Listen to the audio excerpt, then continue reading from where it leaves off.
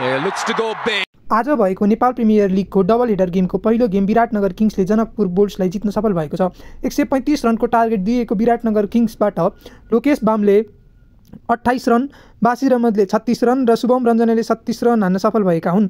त्यसैगरी जनकपुरको बलिङतर्फ रूपेश सिंहले 2 विकेट र सङ्गीत कोरेले 2 विकेट लिन सफल भएका हुन् र चेस गर्न उत्रिएको जनकपुर बुल्स 9 रनले कमी रहेको छ।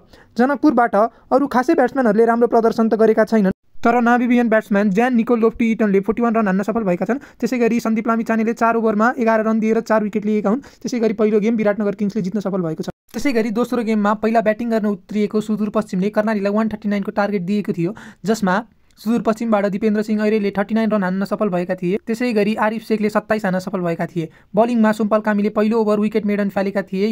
कर्णालीबाट सोमपालले 3 विकेट, नन्दनले 2 विकेट, मार्कवाटले 1 विकेट, विपिन शर्माले 1 विकेट र युवराज खत्रीले 1 विकेट लिन सफल भएका हुन्।